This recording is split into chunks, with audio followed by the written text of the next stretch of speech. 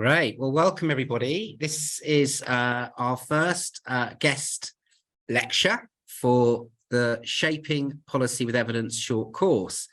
And we're really lucky today because joining us is Dr. Rhona Mijumbi, who is head of the policy unit at the Malawi-Liverpool-Wellcome program.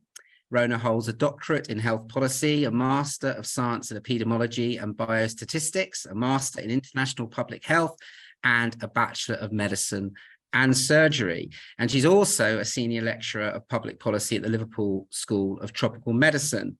And she's a long-standing partner and collaborator with IDS. So we're really pleased to have her with us. What I think Rhona is going to be able to help you all with is a bit of an understanding of how you go about really engaging evidence and research with government. And she's got a lot of experience of this. So before joining LSTM and MLW, Rhona headed the Centre for Rapid Evidence Synthesis as its founding director and worked for over a decade championing the evidence to policy field in Africa, working with the WHO and other partners. She is behind the pilot and scale-up of several science to policy units in government departments in Africa, the Americas, including Canada and Brazil and Asia and Eastern Europe. Rhona is also a Senior Research Fellow with the International Initiative for Impact Evaluation, 3IE, of whom we have some colleagues on this course, a Research Fellow at the University of Johannesburg, Africa Centre for Evidence, South Africa, and an Honorary Senior Research Fellow in the Department of Medicine and Clinical Epidemiology Unit at Makerere University in Uganda. And she's currently the chair of the Africa Evidence Network, which many of you will be aware of. So I'm now going to pass over to Rhona, and she's got a great presentation for you all. And then there'll be plenty of time for a Q&A at the end. So please do remember we're recording, and do keep your microphones muted until you're invited to speak. Thanks so much. Rhona. Thank you, James, and thank you for very kind words in the introduction. It's such a pleasure to be joining you all during this short course and sharing something. I'll just get my slides shared. Can you share? Okay, so they should be coming up very, very shortly. And what we basically will be talking about is embedding evidence services into African government decision-making. There we go. Thank you.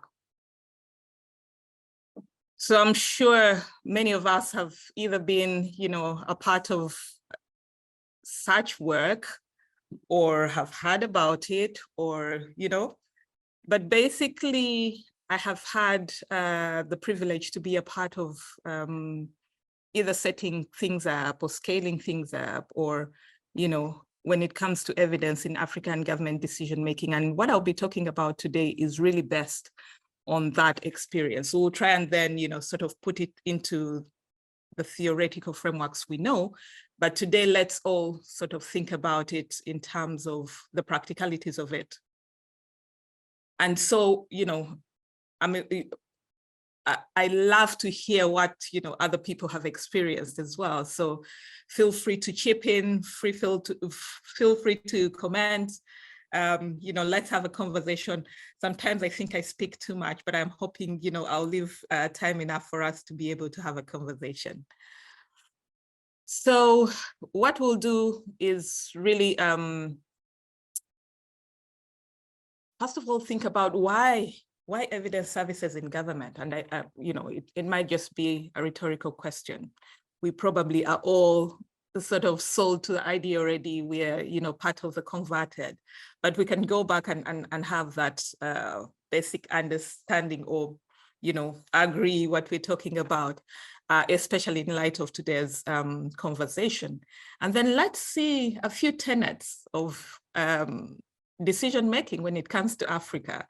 Someone might say decision-making is decision-making. There are a few unique factors to how it goes in Africa. And I think when we begin to speak about it, you will recognize. And then from some of the work that we've done at the Center for Rapid Evidence Synthesis, I'll share 3 cases. And then we'll try to pick out some threads and lessons from that should begin, our conversation into this. So, yeah, why evidence services in government? So if I just go back to the basics, Dye talks about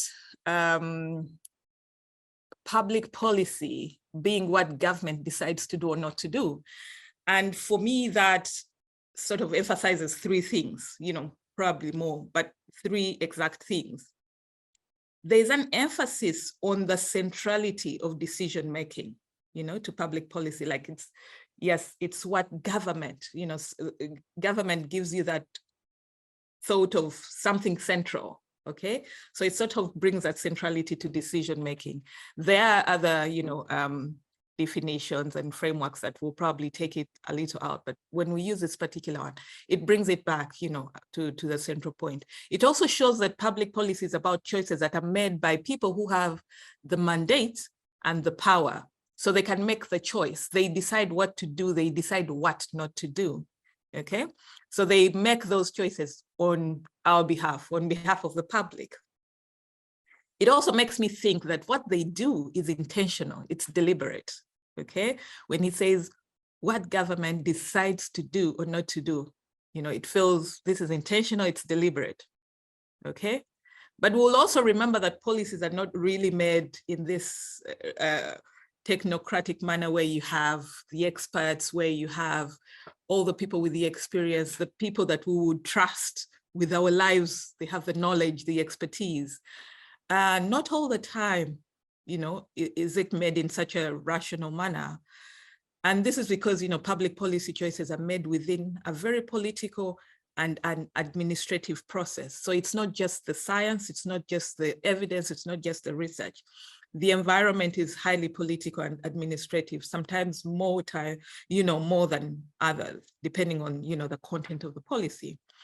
The other thing is that policy is made in the context of many choices, many options, and in the context of interest. So there are many interests and preferences rallying around any one given choice, okay?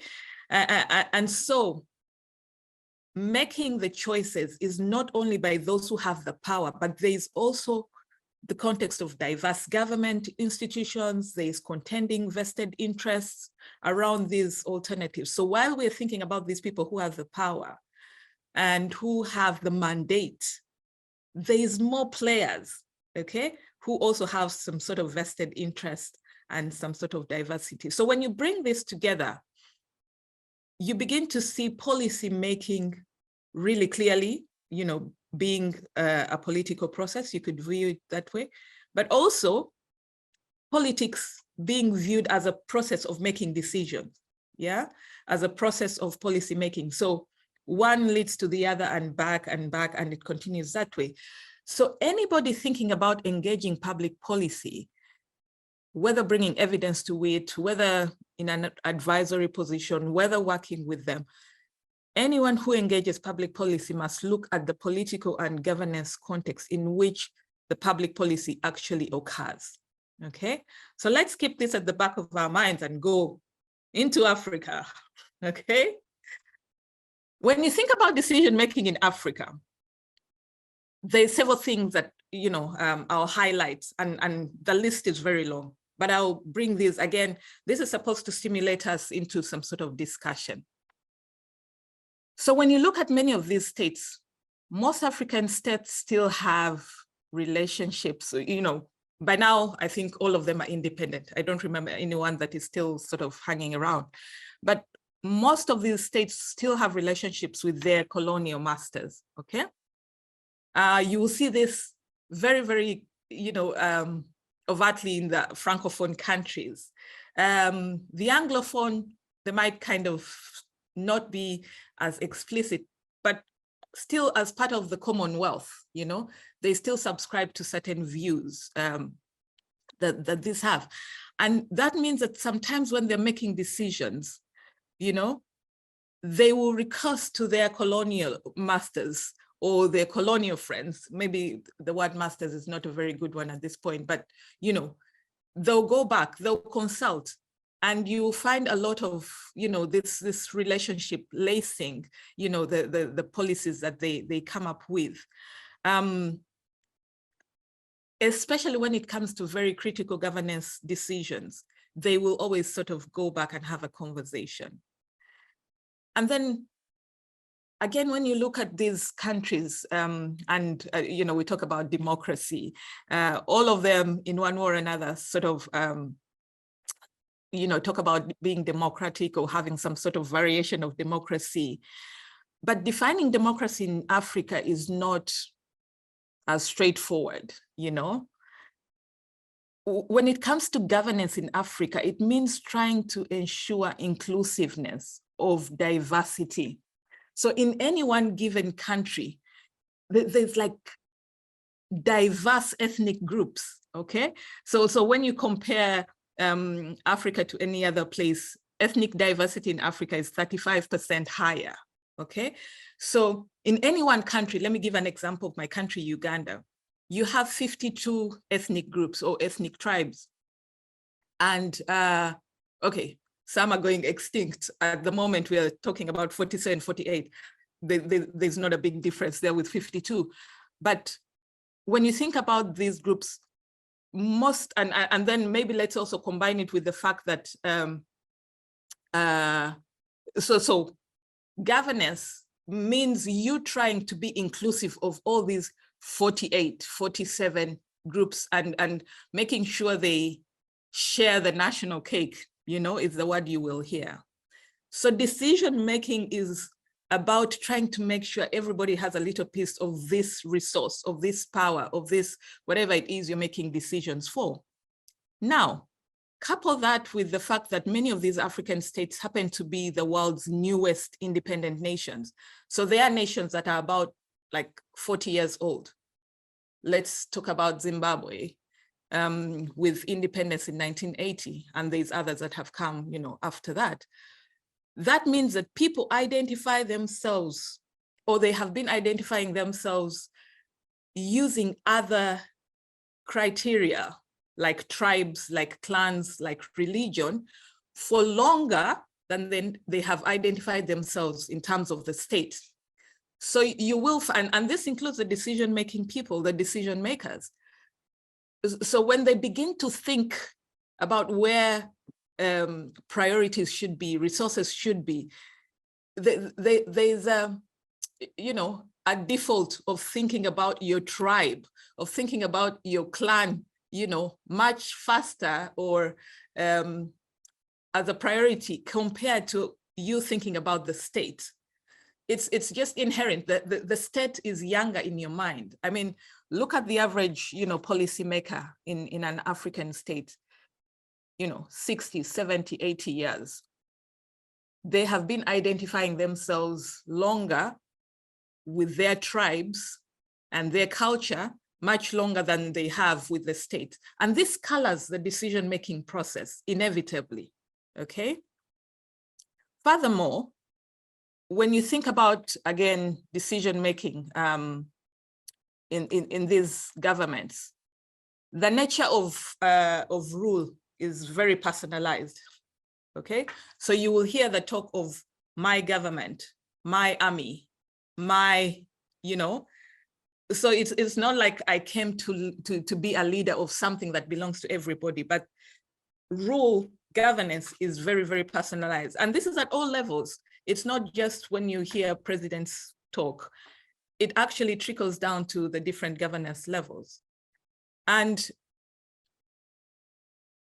in the same manner, this whole personalized and extreme centralized power means that power is in the hands of few people. So either this person who feels this is my thing, and then the few people around him or her. So there's, in many African countries, the small number of individuals with power have actually managed to erode systems of accountability, of legitimacy, of democracy, of justice. It's this small group of people that hold the power, and you will have people being stronger than an institution. You'll have people being stronger than, an office that is supposed to have the mandate to make certain decisions. And then that trickles, into how decisions are made. In the same spirit, the state has a huge control of the economy in many of these states. And that means that the only, or maybe the common way, the common way to get rich and powerful is through political office or affiliation with those in political office, yeah? Because the state has control of the economy, the state has control of, the social, political sort of economy fabric. And so if you wanna be powerful, if you wanna be rich, you associate with that. And that leads to things you see like the intensifying problem of corruption. It induces leaders to clinging to political power because the only way you can be powerful is by being in office, So that's the clinging to political power that you also see generally. The poor governance, the poor accountability, all sorts of things, the improved, and when it comes to poor accountability, I'll highlight that as well. We have lots of players when it comes to decision making. So it's not like straightforward government is making decisions. So you will have a lot of interference. And I say interference, not in a bad way, but you'll have a lot of input from unusual players. So you have funders, you have, bilateral partners who in some other occasions might not have been part of the decision-making process, but here they might even be the people setting the agenda, yeah? They have the money, and so they'll play, the tune and you dance to it. And that also then when it's coupled with, poor structures for accountability, when it's coupled with the increasing corruption and things that I was talking about earlier, it becomes a bit of a hurdle when it comes to decision making. For example, improved governance is a common donor requirement for the release of, aid to African countries. And many times we will not pass, what is expected of us. And so that also then comes into decision making, the different players and how they actually control the decision-making process. I could go on and on with a list of the unique bits in African government decision-making. And therefore, when you now bring evidence to the process, it comes to this very messy, inevitably messy process, and when scholars then bring evidence with them, they kind of bring a careful or near rational, this is me coming up with words, near rational thinking, okay? I don't think it could ever be rational, no matter what, but it brings some sort of semblance, some sort of careful thought to what is being done. But this, is with a caveat. Evidence, while it's of growing and increasing importance in public policy, it's rarely the final, sort of arbiter of political decisions. But it brings some sort of careful thought, in what way? So when evidence is brought to the decision-making process, many times maybe, a decision is being made starting from what are we dealing with, trying to understand the problem. And there's data, there's information to help us say, yes, clearly there's a problem. It was all going fine until we had a spike, The epidemiologists will begin to say the trends are changing. And that would be helpful in us not speculating, but really having evidence. It could also be helpful in framing options to respond, appropriately. So you're saying there's evidence to show that this works when, the context is this way. We have these impact evaluations, we have all sorts of things. And, we are able to say this works and this doesn't work. We're able to talk about context. We're able to address implementation considerations and say, that is a very good option. But when you consider the culture, when you consider, the capacity in such a place, it probably won't, come off. So evidence can actually come in all kinds of ways, but also when it's used appropriately, evidence can help decision makers build on the success of others and avoid repeating the failures of others. If we stick through with evaluating government programs and using that evidence going forward, we can avoid repeating the failures that have happened before by learning from, systematic studies of their impacts and experiences. So that is to color our conversation. Now, let's talk about the reality. Embedding services that bring evidence to this process that I talked about, this messy process, okay? Let's see how that could possibly happen. And we shall use three actual cases. So starting with Burkina Faso, okay? This, so as part of an EU-funded SURE project, SURE project stood for supporting the use of research evidence for policymaking in African health systems.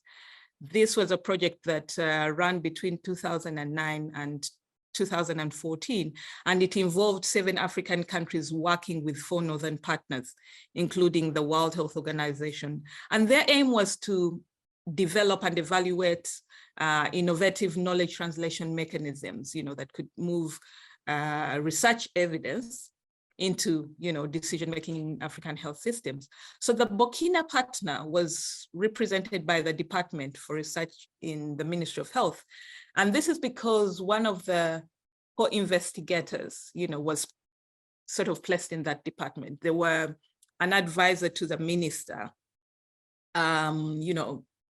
everything research and connected. And so they were a co-investigator on the project. So then what represented Burkina Faso as a partner was their department, but we shall see what that means. So there were a number of strategies that the project intended to develop and evaluate. 2 years into the project, this is about 2011, at the time, a knowledge translation platform had been started in Uganda. And we had, on that platform, we had developed, a rapid response service to support evidence needs for urgent policy making. So Burkina Faso had the desire, and they had also assessed and they felt they had the demand, for a rapid response service as well, but they did not have the full institutional and individual capacity, and therefore they reached out to Uganda to support their setup. So it was agreed that their service would be set out of Uganda. Okay, and so a project officer was flown out to Uganda and embedded in the Ugandan service for about 6 months. And as we set up the service, the Burkina service, we also intended to build his capacity. So we are setting up the institutional capacity in Burkina, but also building the project officer's capacity. So this service then would receive questions from the Ministry of Health in Burkina and would prepare evidence briefs, which would then send back to Ouagadougou. And we did this for about 6 months. The officer, who was an economist at the time, was able to identify what institutional needs they would have, by just being embedded in another service. So he would go like, oh my goodness, so we need, A, B, C, and D, like, he's there, he can see, okay, maybe we need subscription to all these journals or all sorts of things. So then he would try and ensure that that is set up before he goes home. We also quickly realized that a lot of the research we needed was in English. So Burkina Faso is a French-speaking country, and a lot of the research that we seem to need, or that we seem to be looking for, was in English. Of course, health and medically oriented, remember he was an economist, and we had to ensure that once he returned home, all those gaps were closed. So we quickly moved from using interpretation to actually enrolling him, into an English course. He did very well. He actually went on to defend his PhD proposal at the end of the 6 months and defended this in English. And then the university in Uganda also offered him a PhD opportunity to be able to study and document his work as he went along. But later, you will realize that him staying on on a PhD, for 4 years was very important for the continuity, of the program that had begun. But also you realize he had the support of the advisor to the minister. Okay, so not all these, small things. And remember what I was talking about, African governments, central, these people around the minister, decision-making, how it all goes, okay? So he had the support of the advisor to the minister, who was well respected, and obviously the co-investigator on the project. So many gaps were plugged, almost immediately. She just had to say, we need this, and that would happen. The team he led grew to involve many capacities that we had identified that were crucial, but that might not be with him. For instance, the medical background, we're not going to send him for like a medical course at this point, but it was necessary that they had a person, evidence synthesis, it was necessary that these skills were on. So the project was later integrated as a program in the ministry with a budget to support it, and it is still very vibrant to date. Okay, so that is one. Ethiopia. So with the support of the Alliance for Health Policy and Systems Research, our team in Uganda received money. This might have been about 2014, 2015, 16, okay? So when you see me looking on the side, I have a colleague with me here, and he'll be, very, very, when the questions come, please direct them to him. He's the one who really talks to these guys, the policymakers. But I'll introduce him at the right time. So we did receive monies from the World Health Organization through the Alliance for Health Policy and Systems Research to support the setup of what we refer to as the Alliance Review Centers in 3 countries. So that was Ethiopia, Lebanon, and South Africa. And they had varying models. So while in Lebanon, they set up at the American University of Beirut and still ran out of there. In South Africa, they were running out of the South African Medical Research Council. Ethiopia had a journey with no immediate home as such, okay? The researchers were based at Jimma University and were mostly a group of method specialists. So they were doing a lot of evidence synthesis attached to the Joanna Briggs Institute, doing a lot of evidence synthesis and methods attached to it. So in the initial stages, our group from Uganda met up with the group at Jimma, and we had conversations about what embedding is. The request was to actually have these alliance review centers embedded, within decision-making processes or decision-making bodies, okay? So we met, we said, what is this about? The project was intended to build this knowledge translation platform, but we had to review the environment that they were working in, the skills that they had, but also the stakeholders that they intend to be serving, okay? So we crafted the objective of their project to ensure that they were answering a particular gap. So there's this, this tendency of saying, this is a knowledge translation platform. We are moving evidence into policy, there's this blanket thing.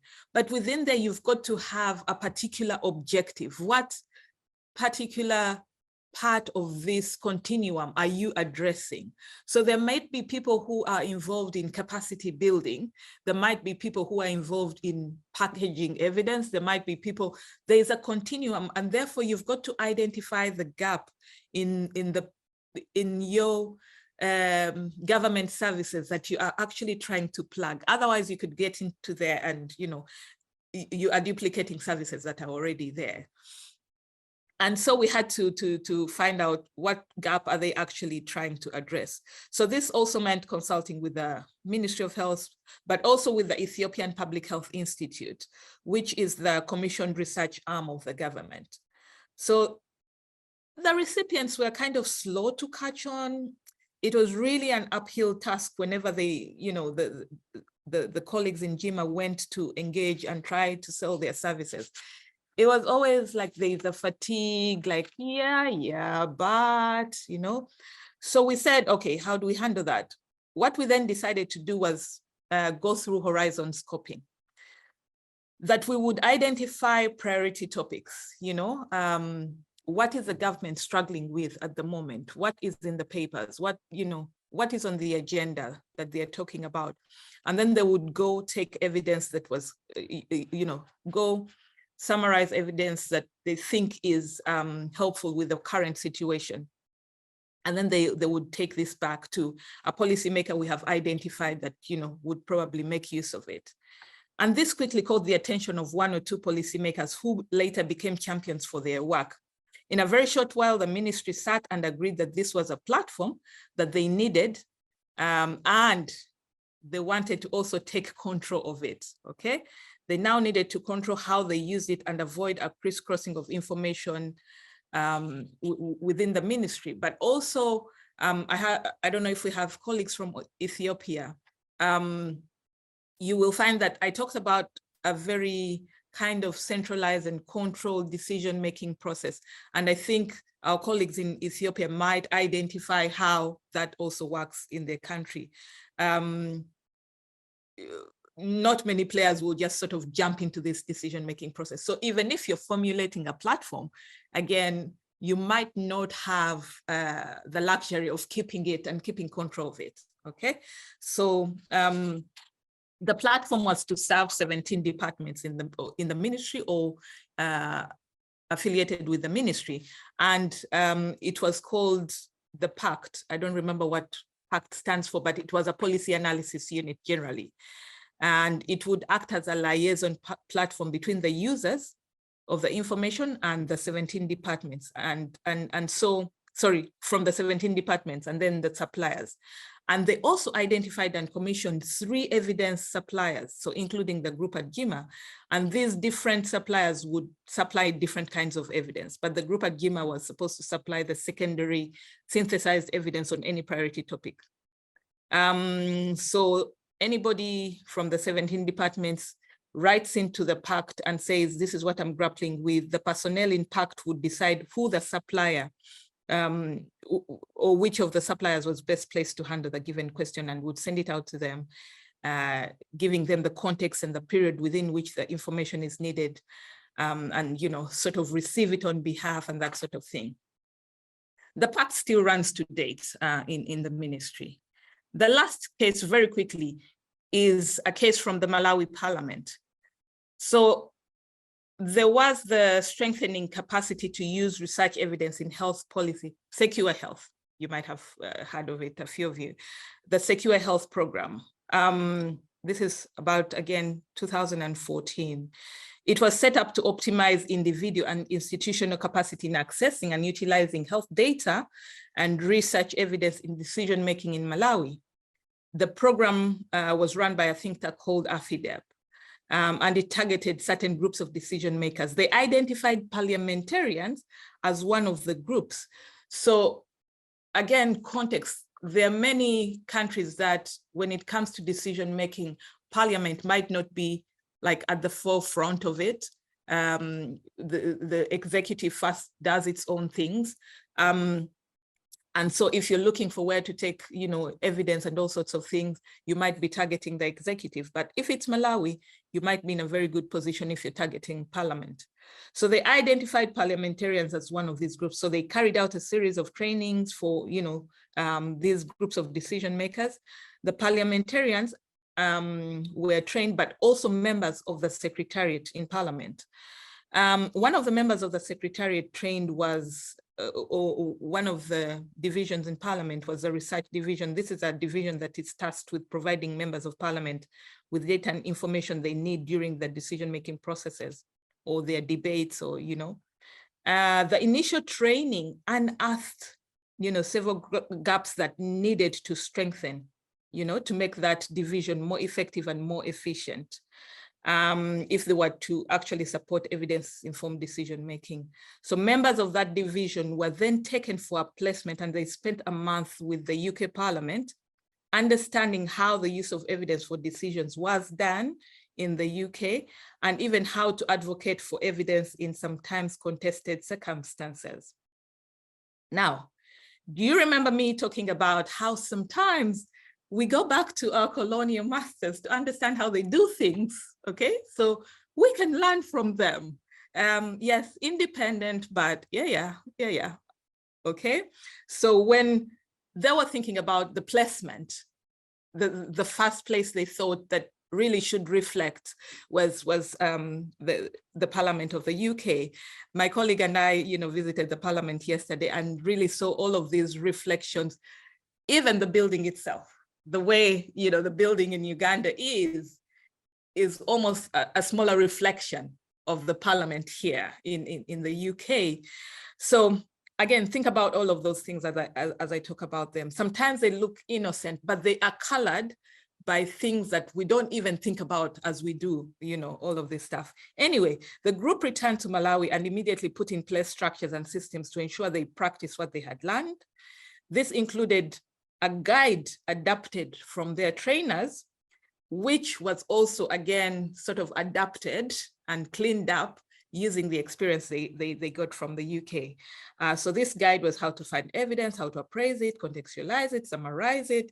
And they did a fantastic job to the extent that their head won the Africa Evidence Leadership Award in 2018. This is an award that's given to an outstanding evidence to policy practitioner or policy champion on the African continent. The research division continues to be one of the platforms where several leaders, even outside Parliament, seek evidence for decisions, and is very active in the Africa Evidence Network that James mentioned earlier that I chair.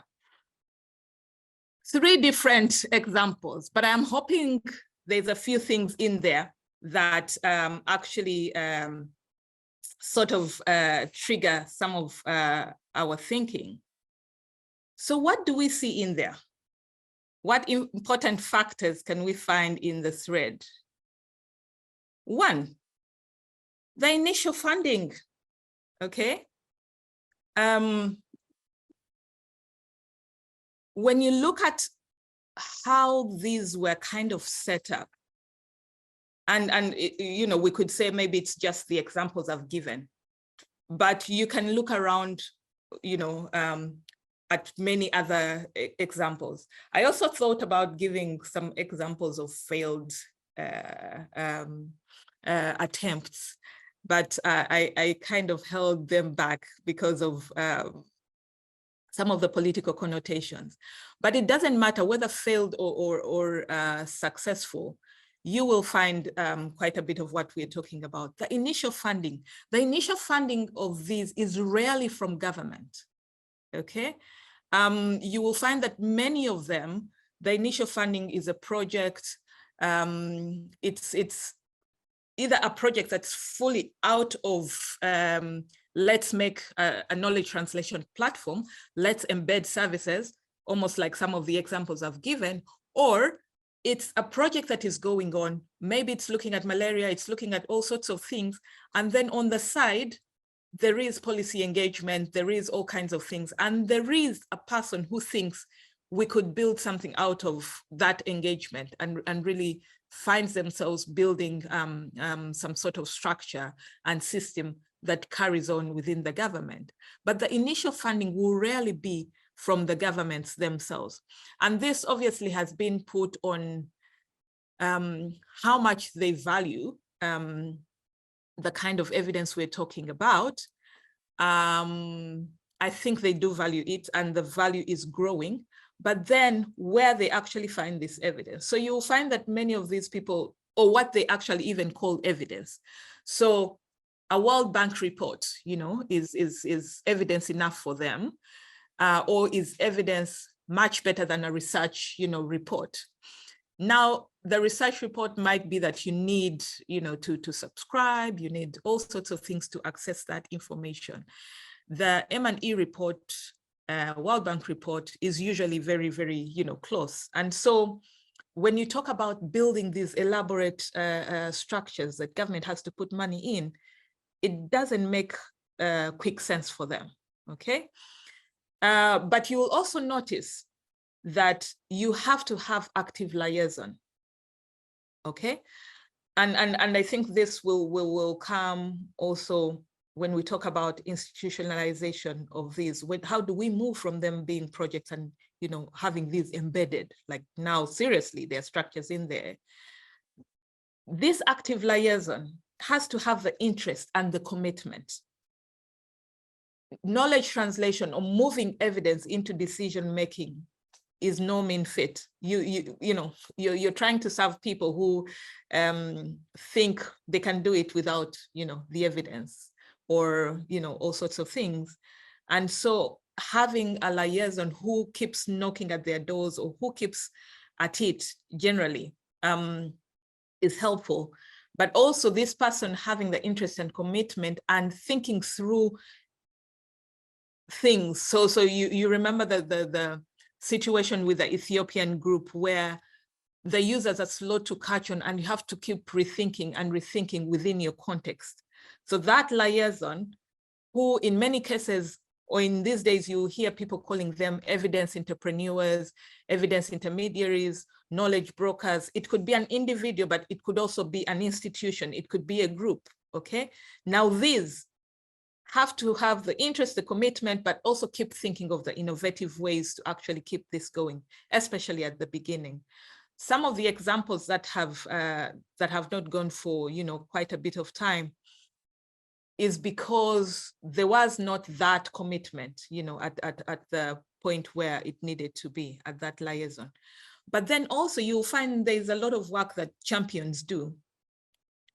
But these champions open the doors, okay? They open the doors for the establishment, for setting up. Now one has to think about sustainability.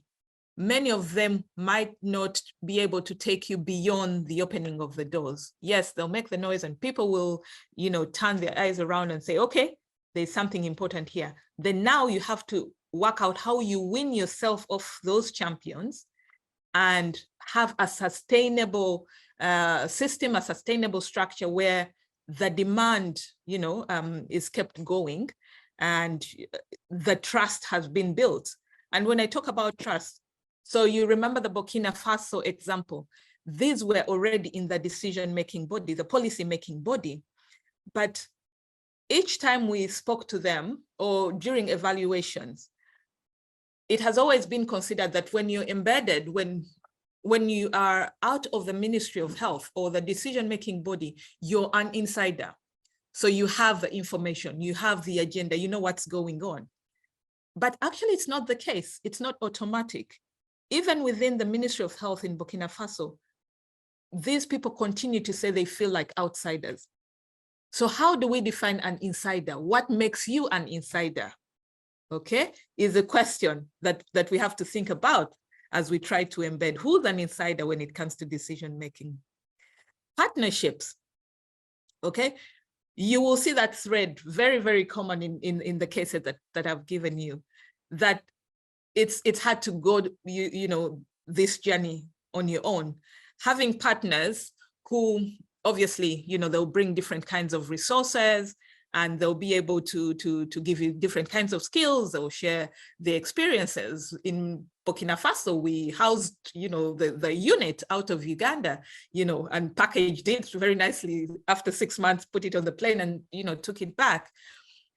Partnerships are almost impossible to, leave out of the conversation for many obvious reasons, but also the environment.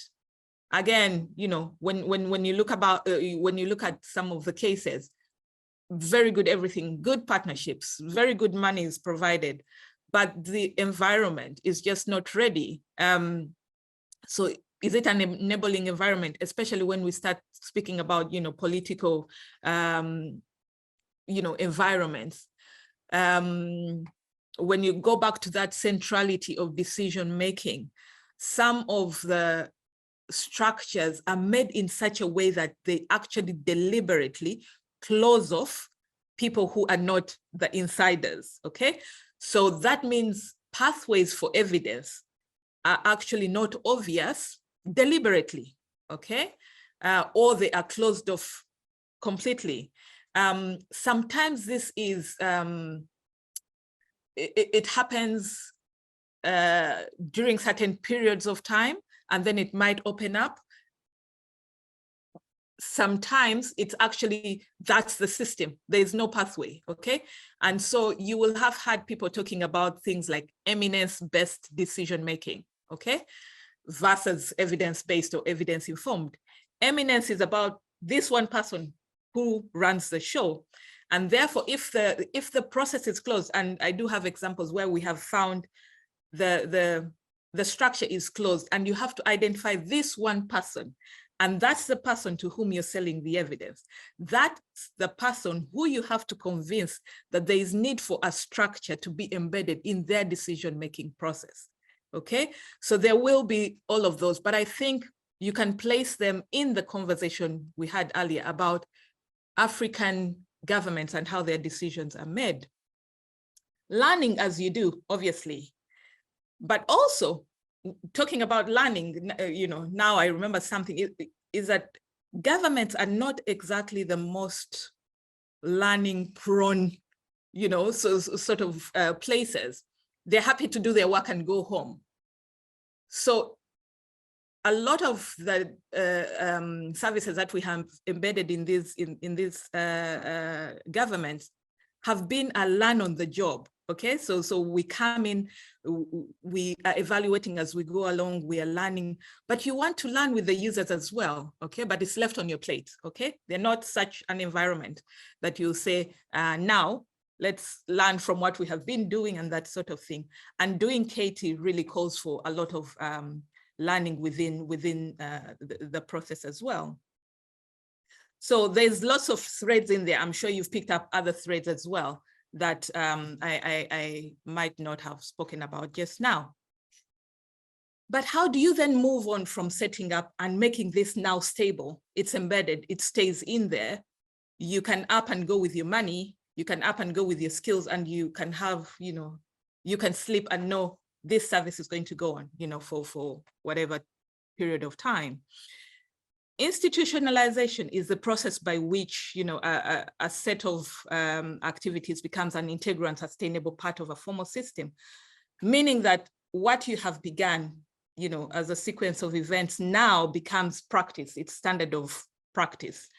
And so there is quite a few challenges to actually make sure that that happens. So going back to the funding, we said a lot of this really comes from government, but also defining these knowledge translation platforms in government is difficult. Government has a very narrow definition of research, okay? Now, a lot of the work done on these or in these services is not defined as research to government, okay? When you talk about synthesis, when you talk about all sorts of things like that, that's not research to them. But then you'll find they're attached to research departments. And so they'll loosely sort of have some sort of funding. It's not really there. They'll not have the capacity to actually, run a full program or a full department that you would say now we have an embedded service in there. The budgets, these things are still alien to them. So they don't even know which budget line to place them in. They won't say it's research, we're engaging, no, we're not, so things are still alien.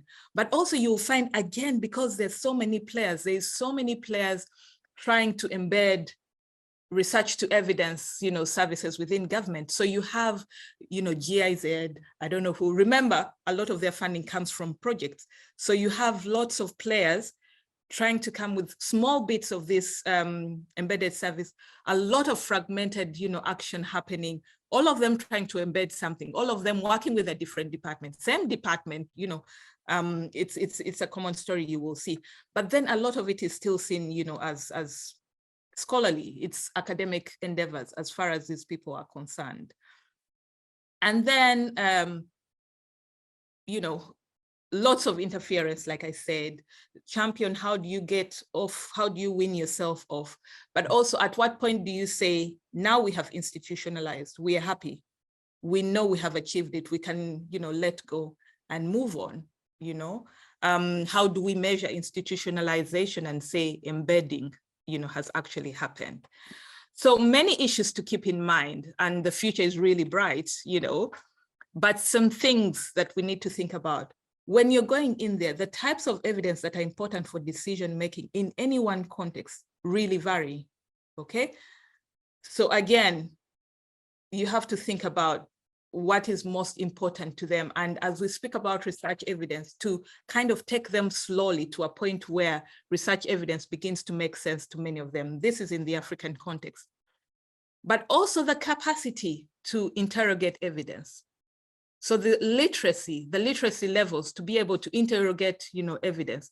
And I use literacy using the definition, the UNESCO definition, where they talk about the ability to identify, to understand, to interpret, to create, to communicate, with printed and written material in varying contexts.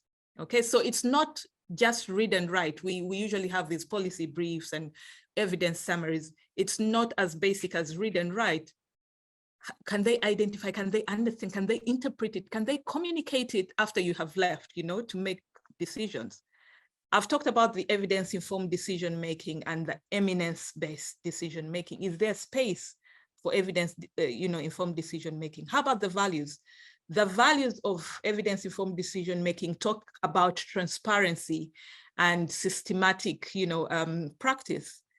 Government values, transparency, keeping things at the center. With a small group, there might be a little bit of a conflict there, but also the ethics of evidence use as we know them. These are issues that then have to be thought about as you think about not only setting up, but also embedding these services in government. I have taken up all our time and I'm going to have to stop.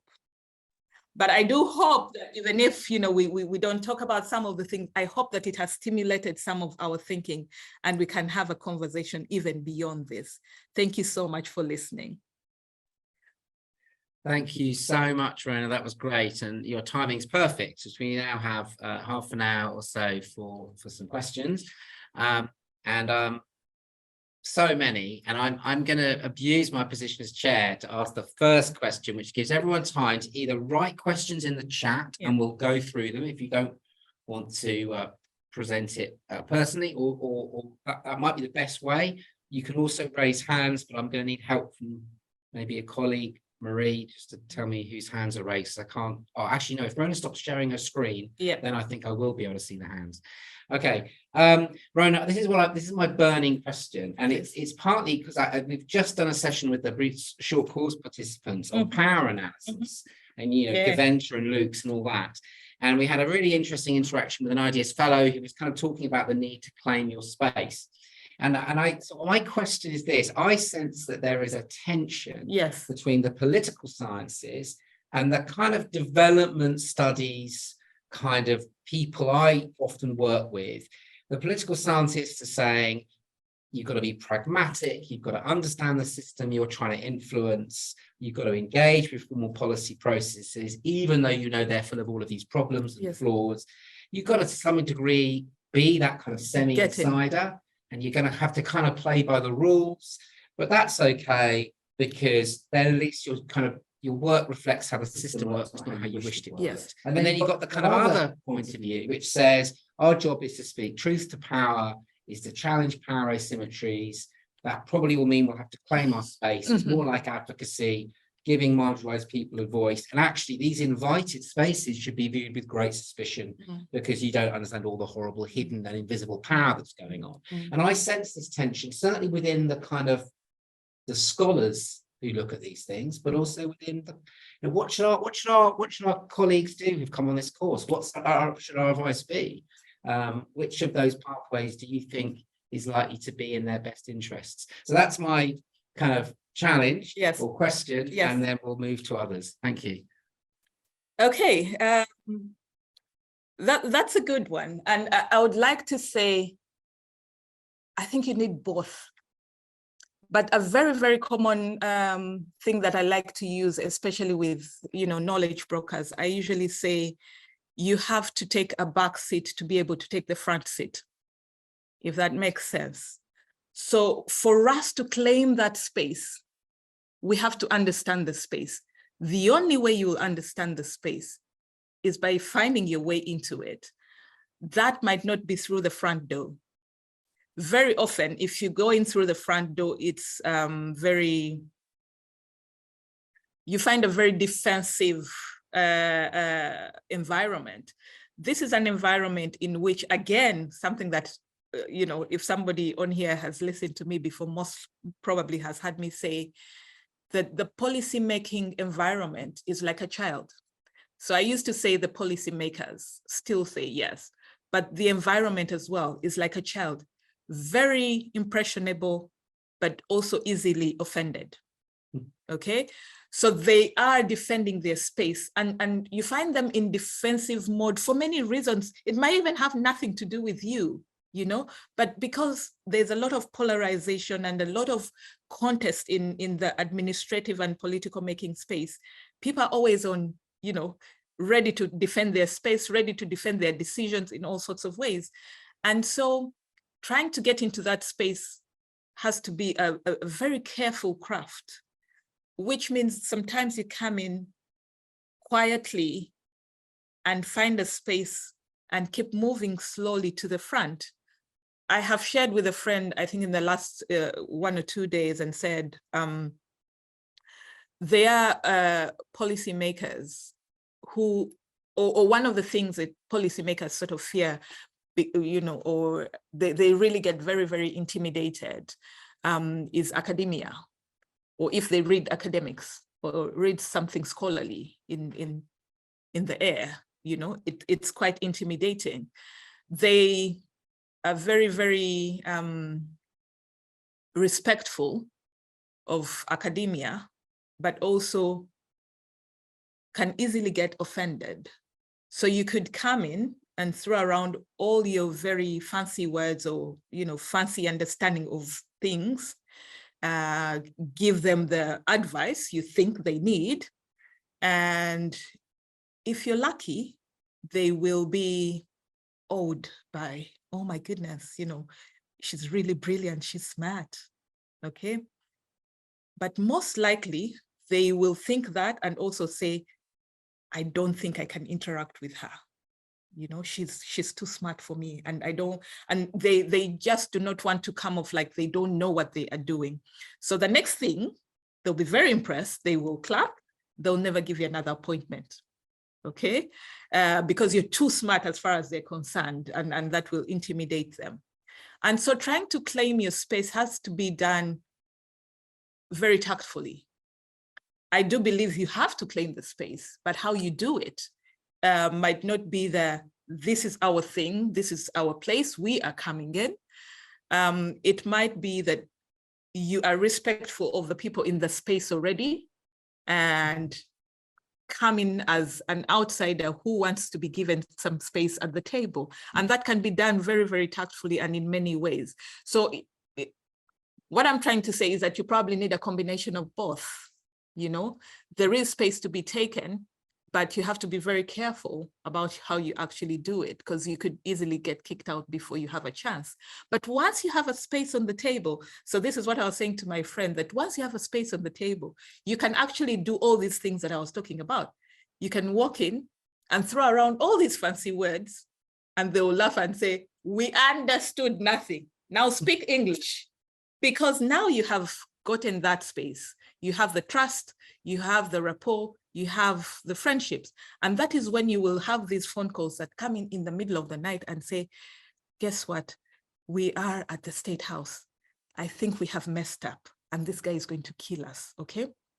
Can you just quickly like get me 1 or 2, you know, forms or places of evidence about A, B, C, and D, and then we can talk this through tomorrow. So they're willing to show how they have failed. They are willing to show how maybe not very smart they have been, but this has to be at a level where you have gotten in and now the trust and the rapport has been built, and now you can throw around the weight and claim the space anyhow, any way that you sort of feel you can. So it's got to be a combination and with a lot of reading the context that you're working in. Thank you. That's great. Yes, we have to remember the analogy is that policy environment's like a child rather than policy makers are like children. Yes. Okay, very important. And I love that reminder that we can come up, you know, the academics themselves can come across as intimidating. Yes. We're so often, I think, we perceive ourselves like to cast ourselves in the role of the plucky outsider. Yes. And actually we forget the impact maybe that you're having when you do engage with these people. Fantastic. There's a few questions in the chat which you should be able to access. So we've got one from Louise, who's asking about this model of secondment, where you have people traveling to learn from the UK and post. And is that, do you know if this is an ad hoc thing or a one-off example? It's a one-off example, but I think it's a reflection of many things, because that's the one that I've been, that I know very well or have been involved in, or something like that. But it's a reflection of many things. One, the capacity building. I've always said we do a lot of capacity building that is not evidence informed. So we sort of say a placement, should do well. Who knows if it will do well? What evidence do we have that it will do well in this context? And so you will find that it's a copycat or a benchmarking or whatever you want to call it of other sectors, what they have done, that you hear them calling it, what do they call the short placements? I forget the common term, an internship, or so it's a reflection of that sort of thing, that go in, sit in there and see how it's done. But it's also very similar then to what we had with the Burkina Faso gentleman, that he actually only came for a placement. It's just that we realized 1 month, 2 months is going to do nothing for him if he doesn't have the structures, and then sort of began to do things while he was over. So it will be something that you will see over and over again. It might not be in a structured manner, but people do believe that if you go and have some experience, in a system that they look up to, in a structure that they look up to, or that they think has best practices, however they define those, you'll find that this is a very common example, not only for this sort of work, but for, many other sectors as well. Now, having said that, I do believe it's actually becoming more common. We had a conversation yesterday where, so my colleague and I are sitting in the same room with James, and the reason we're here was, there was an Africa UK Health Summit, and a very common model that is being used on the summit is to have people coming out of Uganda, coming out of Malawi, coming out of Africa, and having placements in different institutions in the UK, and hopefully picking up skills and understanding that they can take back home. There was a question of whether we can do this for evidence-informed decision-making. And so it is a one-off, but who knows, this could just become the norm, or set up that way.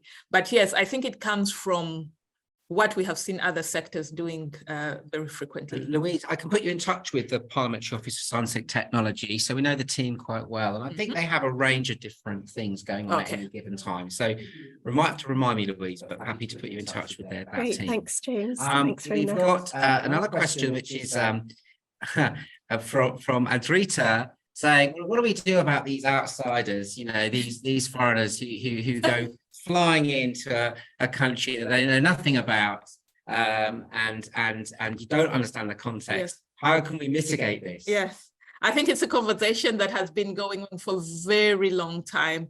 I'm not too sure that we're about to come to the end of it, because the reason that they are a part of these decision-making processes is because of the resources that we can hardly find on our own in many of these low-income countries. And so we will continue to need their help. But then once I have my money, I have to have a say in what it actually does, okay?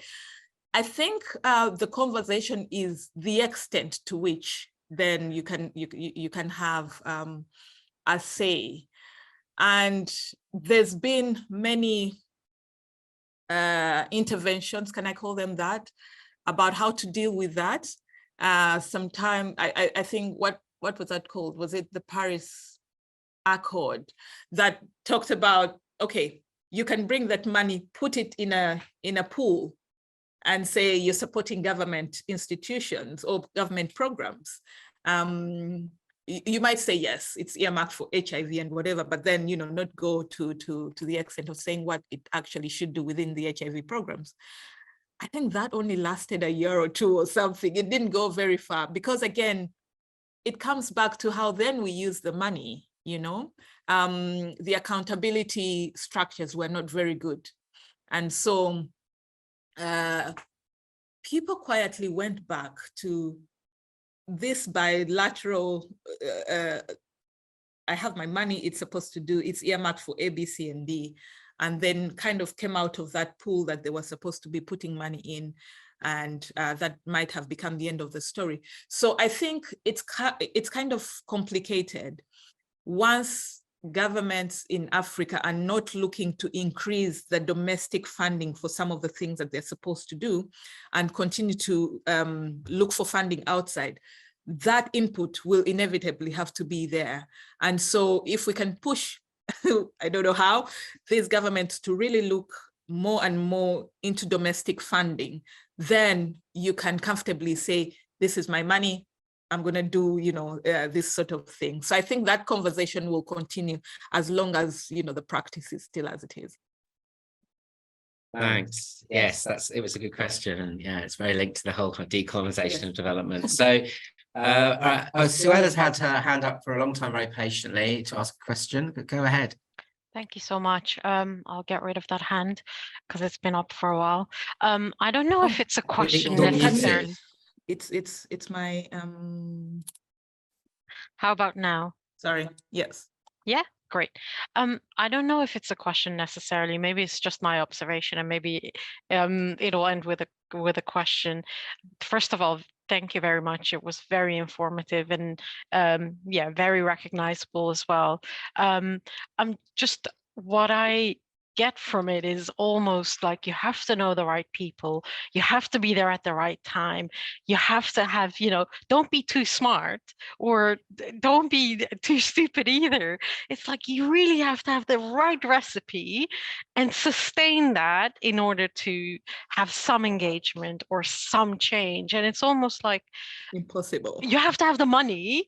It's almost impossible. Really, yeah, I can imagine it can get frustrating as well. So I'm just thinking, how can you have leverage outside of these factors, or how can you make sure that you still get something done or still can get your evidence in front of the eyes of important people without feeling frustrated? All those things.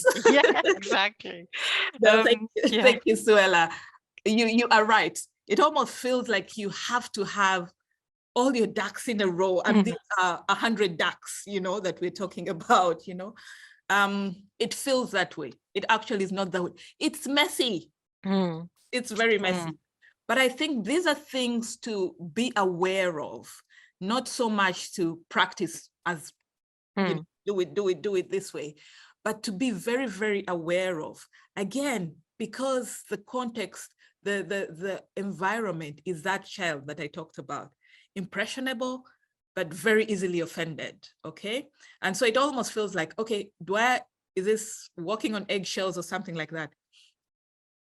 Yes and no. And it doesn't even have to feel that way. But being aware of these things helps you craft your trade very, very well, such that there will no longer be issues, yeah? That I know that when I go in there, technical language, and we talk about this every day, like, oh, you know, technical language and jargon and whatever. And when you get used to the fact that everything has to be simplified, even for those who have technical backgrounds, by the way, you know, then it no longer is an issue for you. You sort of do it effortlessly. So it's almost like it's not an issue to think about. So a lot of this is to kind of craft the kind of person that you should be. One of the things that you will hear knowledge brokers or knowledge intermediaries talk about is humility.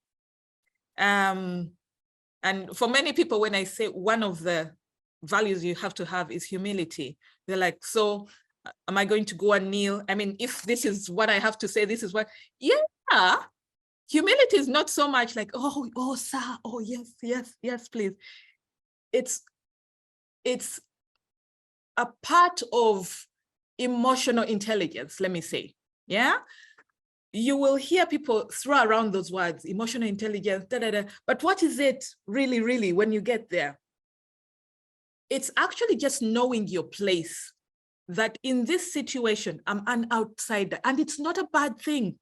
It's not a bad thing. If anything, in many cases, it's a good thing, you know, that you don't know the politics. I'm here to give you advice on the evidence. And I don't care what you guys are fighting about. This is what it actually should be. You know, sometimes being an outsider is actually a good thing. But that also means you need friendships to be able to know what is going on inside and be aware when you're speaking, that I'm going to speak to people who are just not pro what I'm going to talk about. And so when I come, I should come in a way that's not forceful, in a friendly way. I should have, you know, eye contact with so-and-so, but maybe with so-and-so, it's not very good for them to be in the room. And so whoever is arranging this meeting should have them out. So you don't have to be the same person doing all of this, but then you need to know how to have it all in your basket. For instance, when you're building a team, in that team, there might be people who can communicate, okay? But then they're not the scientists. They're not the ones who will interpret all this, take out the jargon, what does the p-value actually mean? And these might be nerds who don't even want to know about what's going on the policy side. And therefore they're good at the synthesis. But then when it comes to take the message forward, somebody else is actually the person communicating. And this person might not even own this. Sometimes we think that if I'm the principal investigator of this work, I'm the one supposed to engage. If I'm the leader of the group, I'm the one supposed to engage. And that might not necessarily be. But for you to realize that is to know how the other side, you know, sort of works and say, I know everything about this project, but I'm not the best person to go speak for it. So then maybe a champion comes in. Yeah. So I hope you get the idea that it's all about, all of this is just to help you understand the other side, but it doesn't have to sort of box you into, I have to be this perfect to actually engage with it. It's to help you know who you're going to meet, who you're going to sort of battle, not in a battling way, but yeah, who's on the other side and how should I engage? I hope that's helpful. Brilliant. Yeah, and it reminds me of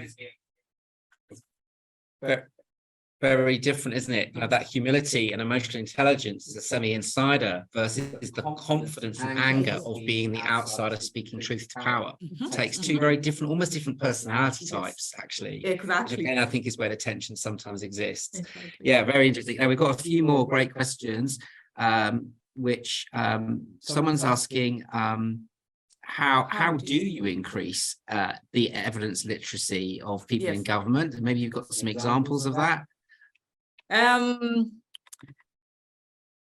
I will not say that this is proven. So we've just sort of designed a study that we are hoping can give us some of the answers that we're talking about, because literacy, you know, literacy is really, you know, dependent on so many things, exposure, your cognition, your all sorts of things. And when we bring the evidence in the past, we have sort of brought it to the policymakers like one group, you know, and not thought about the fact that in this group, people have those different levels of literacy, different levels of just recognizing what you're talking about, different speeds of picking it up, even if the interest is there.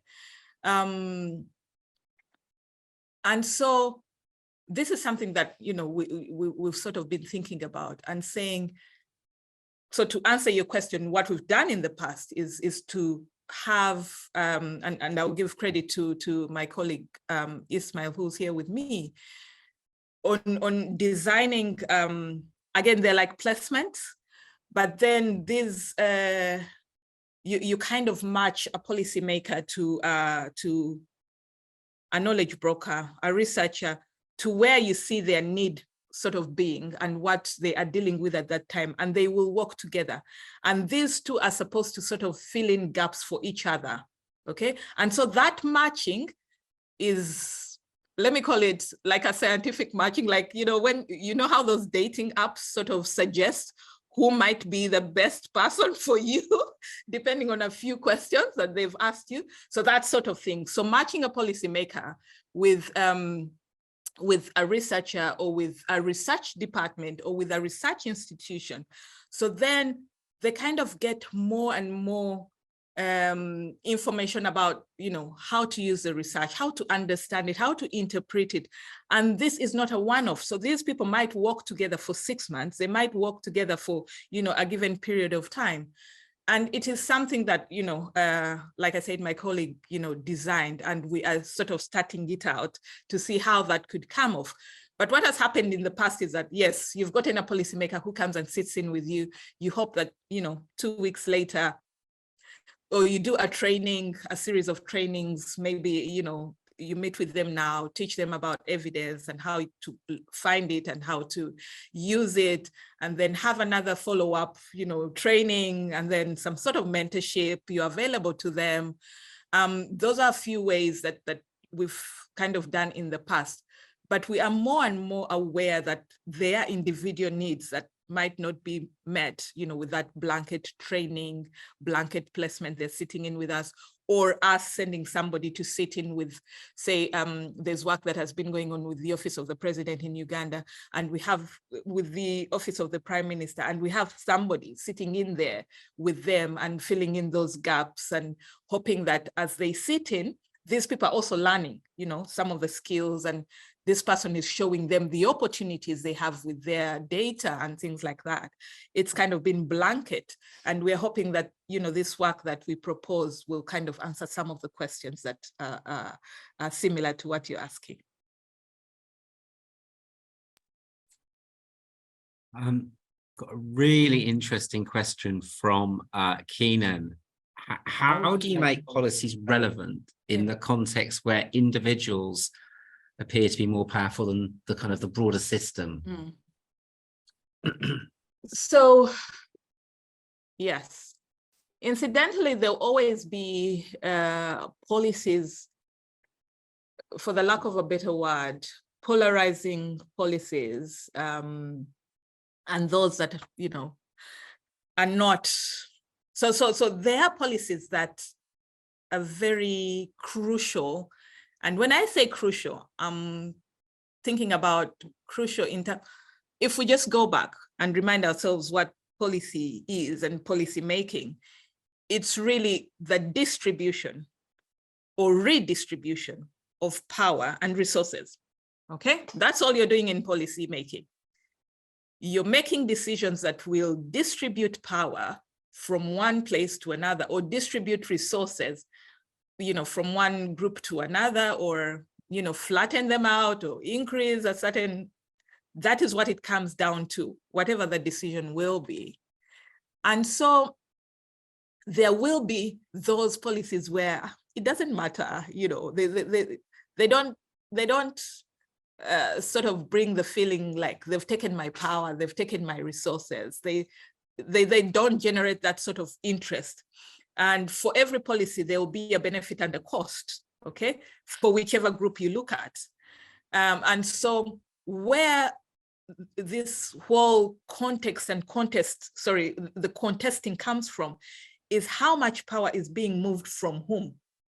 And depending on that person, how much influence they have and how much powerful they feel they are, and therefore you're taking their stuff away and redistributing it to who? To another powerful one, to a person who doesn't deserve to, you know, that sort of thing. And so there'll be policies that, yeah, the powerful people don't feel like you're taking anything from them. It's okay, you can give those, you know, free services to whatever. But where the trouble comes from is those policies that feel like they're taking power and resources away from the powerful, okay? And those powerful will always vary. Now, sometimes it's, okay, not sometimes, it's more or the very contested policies, the cases are less, you know, than the non-contested one. So you'll find that if 100 policies are passed a year, 100 policies, probably just, you know, less than 10% of those will be less than 10 will be the contested ones, the hot ones where it feels like we need to fight. There'll be all these 90 policies that sort of go without us realizing. 3 years later, you say, is that policy? And somebody says, yeah, it was passed 3 years ago. It was, you know, that sort of thing. So it's these 10 that feel like everything is actually contested because they take center stage. There's a lot of fighting. They're in the media. You know, people are saying all sorts of words. And so how do we make policies that are relevant? Many of the policies that are made are actually very, very relevant. But also within these 10% that I am talking about, you still can. And that's when we say, study the environment. And let me also say, a lot of this is not us making the policies, but contributing evidence. We will contribute evidence, and where it eventually goes, we might never be able to be a part of the process. Look at it as you being an ambulance, okay? So you bring this patient from wherever they are, move them to a hospital.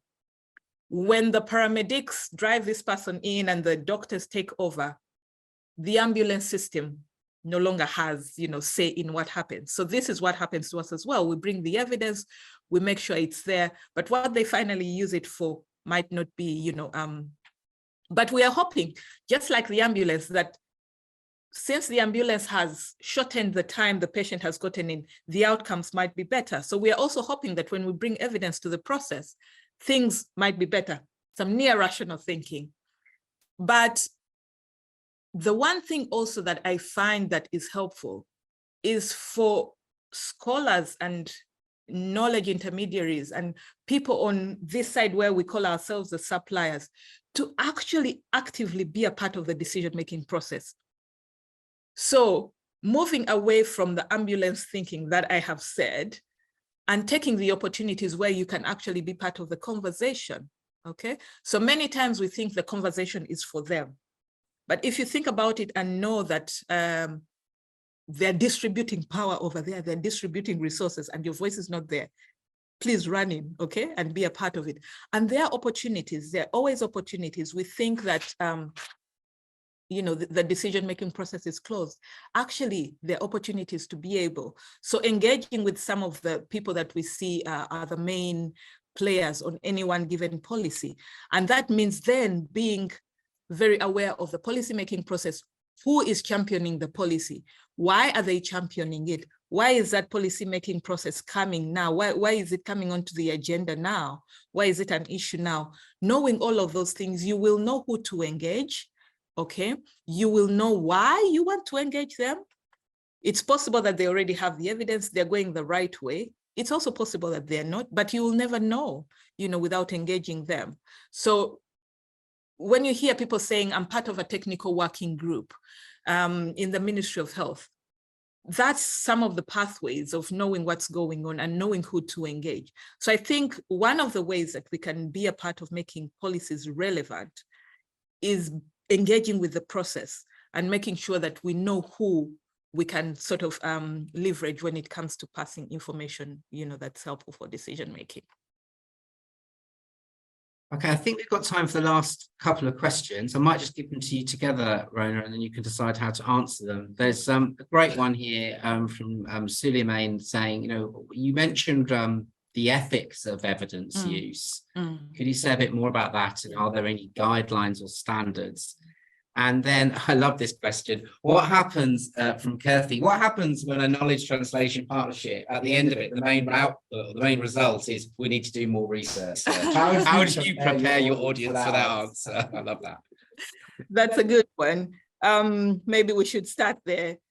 So that's it's a very common sort of output of conversations around research and research findings.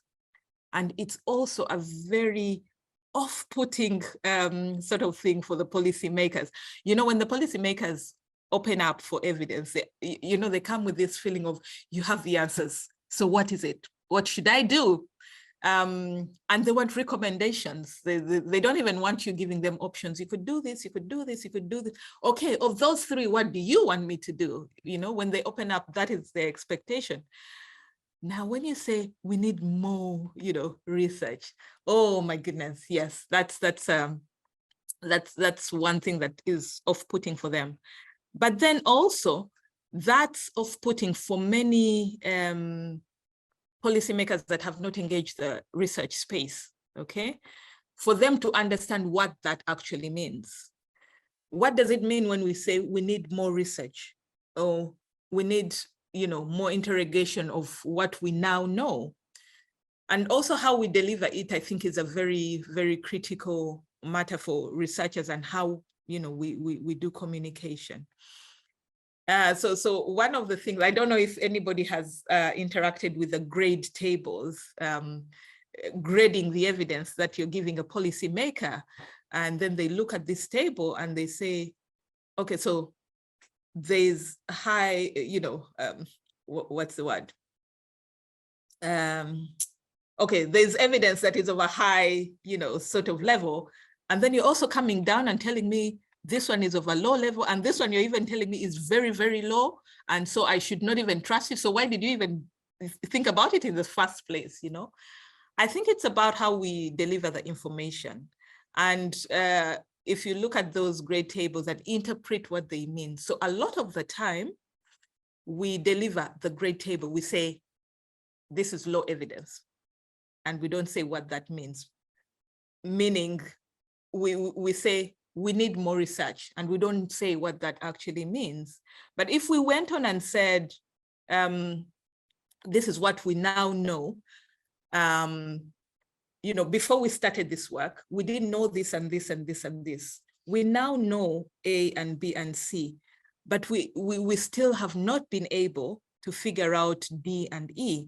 And if we figured out D and E, it might just make sense what this A, B, C, and D could do for us, as opposed to we need more research, okay? So how you craft what you're saying is all it takes, interacting with these policymakers. It's almost, again, like a child, how you tell them what you work on. My children still don't know what I do. I think I haven't done that very well, but how you would explain to your child what you actually do is exactly that. It's more about language and the context of the person that you're speaking with. So throwing out things that, again, knowing that this is offensive for them and off-putting for them, helps you think about how to say things better. But yes, definitely, there's no saying that this will never happen. You actually have to prepare for it. Ethics of evidence use. I'm aware that the time has run out. Can I post something that will be circulated to everybody? There is a few